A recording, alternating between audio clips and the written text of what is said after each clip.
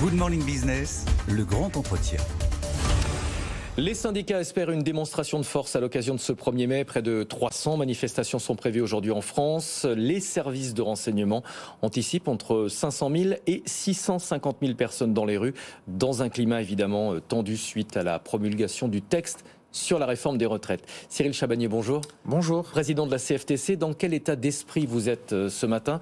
Est-ce que vous réclamez, comme la CGT, toujours le retrait du texte sur la réforme des retraites? Bien sûr, la mobilisation aujourd'hui est avant tout pour continuer le combat contre cette réforme des retraites et on continue à demander à ce que ce texte soit retiré ou tout au moins non appliqué. On a encore 2 rendez-vous devant nous importants, le 3 mai avec la décision du 2e référendum d'initiative partagée et rendez-vous le 8 juin avec la proposition de loi du groupe Lyot pour mettre de côté ce texte. Donc le combat continue. On va se parler franchement, vous y croyez à un retrait du texte ? Oui, c'est encore possible, en particulier par rapport à ce que je viens de vous dire. Alors, sur le 3 mai, la décision du Conseil sur le référendum, les perspectives sont pas très bonnes. Par contre, sur la proposition de loi du groupe Lyot, qui a de fortes chances d'être votée à l'Assemblée, alors après, il faudra aussi un vote au Sénat, c'est là où c'est compliqué. Mais en tout cas, s'il y avait un vote pour le retrait de ce texte par proposition de loi à l'Assemblée et une contestation qui perdure dans la rue, ça deviendrait quand même très difficile pour le président de ne pas en tenir compte. François Bayrou, le patron du Modem, disait ce week-end dans les colonnes du JDD que le texte avait été mal expliqué, qu'on avait laissé s'installer dans la tête des Français l'idée que le système de retraite pouvait être équilibré.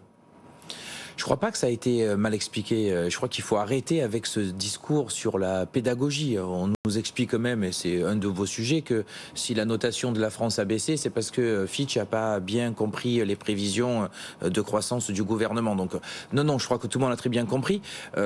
On était beaucoup à être favorable à une réforme des retraites. À la CFTC, on est favorable à une réforme des retraites. Pas celle-ci, parce qu'il y a d'autres moyens de financer. On aurait pu se mettre autour de la table, trouver une solution pour pérenniser, sans reculer l'âge légal, et tout se serait bien passé. Laurent Berger, le patron de la CFDT, se dit prêt à reprendre le dialogue avec le gouvernement. Il annonce même qu'il ira discuter avec la Première ministre s'il est invité à le faire. Est-ce que vous irez à Matignon, si vous êtes invité ? On devrait recevoir une invitation en fin de semaine. Oui, je pense qu'il faut aller discuter avec le gouvernement. Je crois qu'on peut mener presque les 2 combats de manière parallèle. On peut aller discuter avec Elisabeth Borne et continuer de réclamer le retrait du texte sur la réforme des retraites. Mais bien sûr, parce que ça sera sur des sujets qui sont quand même assez différents. Donc on peut combattre vivement cette réforme des retraites parce qu'elle est injuste, parce qu'elle n'est pas nécessaire et qu'on pouvait faire autrement. Et ce combat, il va continuer.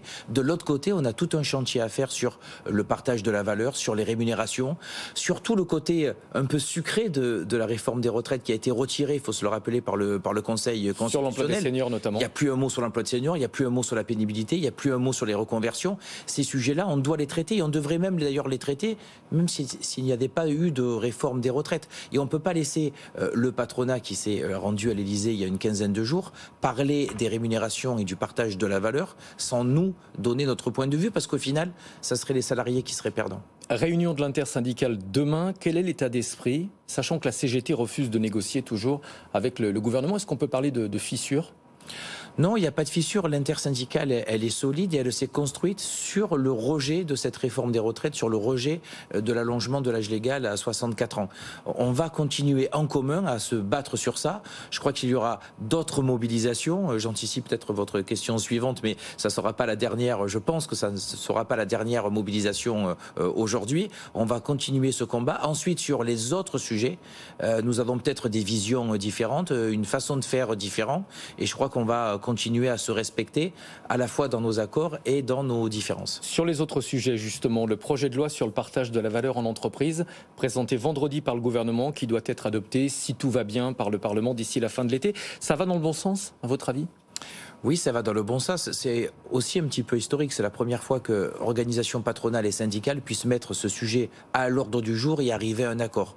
Alors évidemment, pour nous, cet accord n'est pas suffisant. On espérait un petit peu plus, mais avoir mis le doigt dans l'engrenage sur le partage de la valeur, enfin pouvoir permettre aux petites entreprises de moins de 50 salariés à avoir un dispositif aussi d'intéressement ou de participation qui permet de mieux partager, de leur faire bénéficier de bénéfices quand l'entreprise en fait, c'est quand même une avancée qui est fortement importante, y compris sur les bénéfices exceptionnels, où il y a une obligation d'avoir du coup un intéressement aussi exceptionnel. Donc oui, sur ce point, le rapport parlementaire était un petit peu dur. Le texte n'aborde pas la question des surprofits. En tout cas, c'est à l'entreprise de juger elle-même si elle a réalisé des bénéfices exceptionnels. Oui, c'est l'entreprise, mais ça va se passer quand même dans un dialogue au sein des comités socio-économiques dans les entreprises. C'est pour ça que je dis qu'on aurait aimé que ça aille un petit peu plus loin, mais le fait de pouvoir se mettre d'accord, organisation patronale et syndicale, pour enclencher une dynamique sur le partage de la valeur, c'est forcément un bon signal. Et il faut maintenant, justement, qu'on travaille avec le gouvernement pour que ce soit retranscrit dans la loi, parce que sinon, ce travail entre les partenaires sociaux aurait servi à rien. Il n'y a pas un risque que cette prime se substitue à des augmentations de salaire plus pérennes ? Alors c'est un risque, c'est aussi pour ça que dans cet accord, dès l'article 1er, on dit que le premier fait de la rémunération, c'est le salaire. Donc l'intéressement, ça doit venir en plus, c'est pour partager un bénéfice supérieur, mais on doit continuer à travailler évidemment sur les salaires. Il y a un autre sujet aussi qui est crucial sur lequel on doit travailler, c'est les classifications au niveau des branches, puisqu'aujourd'hui on a 151 branches sur 171 qui commencent leur rémunération en deçà du SMIC. Et il y a aussi les entreprises de moins de 50 salariés. Pour elles, la règle, entre 11 et 49 salariés, il faudra avoir réalisé un bénéfice qui représente au moins 1% du chiffre d'affaires pendant 3 ans pour être concerné par cette prime sur le partage de la valeur. C'est assez précis. Oui, mais le rapport parlementaire dit qu'au final, il y aura peut-être, probablement, peu d'entreprises qui seront concernées. Vous êtes d'accord ? Alors c'est un risque, surtout qu'on a certaines entreprises qui sont très douées pour faire baisser de manière artificielle leurs bénéfices. Parce que là on parle du bénéfice net, on ne parle pas de l'EBITDA. Tout à fait, on va surveiller ça de près, c'est pour ça aussi qu'on doit se revoir avec le patronat, qu'on doit évaluer cet accord, qu'on doit y travailler, mais en tout cas... on peut quand même reconnaître qu'avoir mis le doigt dans l'engrenage et d'avoir commencé ce travail, c'est quand même un geste positif et je crois qu'il faut le souligner. L'actualité, c'est aussi la dégradation de la France par l'agence de notation Fitch, vous l'avez mentionné. Fitch s'inquiète du manque de progrès dans la réduction de la dette, mais aussi des mouvements sociaux qui bloquent les possibilités de réforme. C'est de votre faute ? Je crois que c'est de la faute du gouvernement et je crois que c'est encore un camouflet pour le président de la République. Moi, sur vos différents plateaux, ici à BFM Business ou à côté à BFM, ça fait plus d'1 mois et demi que je dis que les marchés financiers sont bien plus inquiets du mouvement social que de la réforme des retraites. Et on voit aujourd'hui que ça se concrétise. On aurait très bien pu faire...